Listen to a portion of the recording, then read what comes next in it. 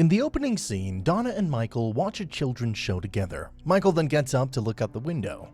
Coral prepares breakfast for Michael, but he pushes it away. Then their father, Richard, enters, asking about their plans for the day. He suggests that Donna might take Michael to the mall, jokingly calling him Shaggy due to his hairstyle. Michael defends his hairstyle, saying he likes it the way it is. Richard then warns Michael not to let Donna convince him to dye his hair gray. Finally, Richard asks if there's a chance Michael will take him to Mimi's. Outside, Richard expresses his gratitude to Coral for staying a few days longer. Richard suggests discussing the possibility of her becoming a more permanent fixture in their lives, to which Coral expresses her enthusiasm. Richard then asks if she's sure she's okay with watching the kids that day, to which Coral reassures him, saying they're getting along well. And as they talk, an old woman looks at them. Coral, while walking around the house and analyzing the rooms, instructs Michael to stay nearby. She notices a door ajar and calls out for Donna, concerned about the open door. As she investigates further, she sees someone and prepares to confront them, but Donna intervenes just in time. It turns out the person is Donna's boyfriend, who had spent the night there. Coral questions Donna about whether her dad knows about the overnight guest, but Donna dismisses her inquiries and leaves with her boyfriend.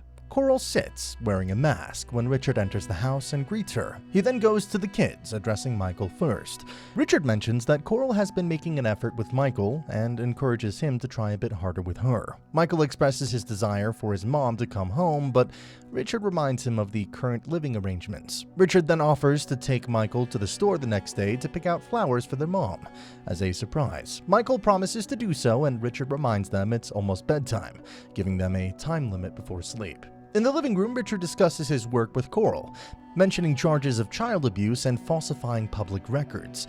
Suddenly, they hear a sound, and Richard investigates, only to find Linda, his ex-wife, standing there. Richard is taken aback and firmly tells Linda that she can't come in and see the children. Linda insists she has a right to see them, but Richard refuses, noting her state and urging her to leave. Michael came, but Richard told him to get back to his room. He becomes increasingly firm, telling her she's not welcome and insisting that she needs professional help. As Linda becomes more insistent, Richard becomes more resolute, telling her to leave or he'll call the police. Ultimately, Linda leaves. Richard wakes up to the sound of a car alarm and rushes outside to investigate. He discovers that the alarm is coming from their garage and quickly makes his way there. Inside, he finds Linda sitting in her car, which is filled with smoke from a malfunctioning engine or some other source of ignition. Richard immediately realizes the danger and rushes to get Linda out of the car. He pulls her from the vehicle and attempts CPR in a frantic effort to save her life. 3 months have passed since the incident, and Coral has begun living with Richard and the kids. Donna expresses her frustration to her boyfriend about living with Coral, referring to her as a creepy Mary Poppins, and recounting an unsettling incident where Coral stared at herself in the mirror for an extended period of time. But Donna continues to express her discomfort with Coral's presence, wondering where she came from and how her father met her. She told her of her suspicions that Coral wants her out of the house. Her boyfriend playfully suggests they leave before Coral puts a hex on Donna's room. Michael sneaked over to Mrs. Starr, their neighbor, and asked about her late husband. Mrs. Starr replied that she misses him every moment of the day, as they were together for 44 years before he passed away. She expressed longing for someone to reminisce with and lamented her fading memories. Mrs. Starr shared a belief that actions in this world have echoes in the next, implying a connection between the two. Michael expressed his desire for his mom to come home, and Mrs. Starr empathized with his feelings. Donna's boyfriend, Sam, encourages her to visit her mom, emphasizing that she can't keep avoiding it because she's her mom. He urges her to consider forgiveness and suggests taking her there himself. Despite Sam's insistence, Donna simply requests to be taken home, indicating her reluctance to visit her mother at that time. In the house, Michael tries to contact Linda. Meanwhile, Richard and Donna get into an argument. Richard addresses Donna, asking her to turn the music down. Donna responds with hostility, refusing to comply. Richard asserts that they won't tolerate her behavior any longer. Donna dismisses his concern, and they exchange heated words about their family situation. Richard attempts to rescue Donna, expressing his willingness to help her despite her disrespectful behavior.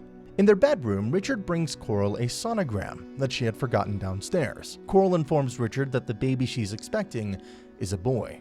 As Donna was taking selfies, she saw a figure behind her peeking from the closet in the picture, but when she turned around, there was no one. Richard hears a crying voice and goes to Michael's room. He reassures Michael and tells him it's time to go to sleep.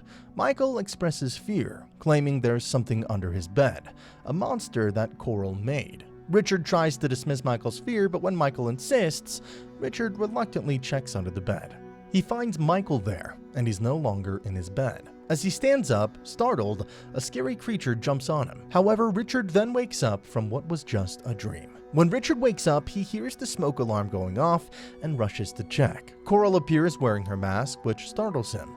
She asks if everything's okay, and Richard reassures her that it's nothing serious. Coral is carrying laundry down to the basement when she falls down the stairs. As she looks up, she sees Donna standing there. Confused, Coral comments on the light being off, indicating the faulty state of things in the house. Donna responds harshly, telling Coral to stay in the dark and insulting her. Donna then leaves, taking money from the fridge before doing so. Michael called out for Donna as she left, but she didn't respond. He then went into Richard and Coral's room, where he found pictures of his mother. He also found Coral's mask and tried it on. Hearing Coral approaching, he quickly hid under the bed to avoid being caught. Michael sits in his room, watching a clown show on TV. However, the TV signal begins to break up, interrupting his viewing. Meanwhile, Coral dances in another part of the house, playing loud music while wearing her mask. Mrs. Starr approaches the window, attempting to communicate with Coral, who's inside the house. However, the loud music playing inside prevents Coral from hearing Mrs. Starr's attempts to talk. Additionally, Coral is distracted by her own reflection in the window. Michael experiences something peculiar in his room as a sheet seems to stand on its own before dropping suddenly. Michael, feeling unsettled by these strange events, tries to call his mom.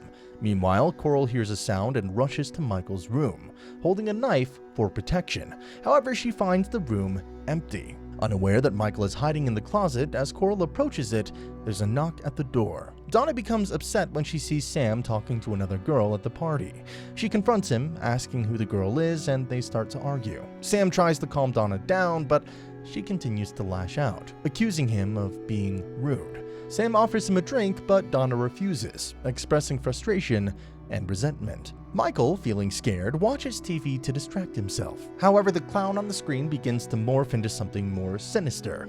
Suddenly, a creature leaps from onto Michael, startling him.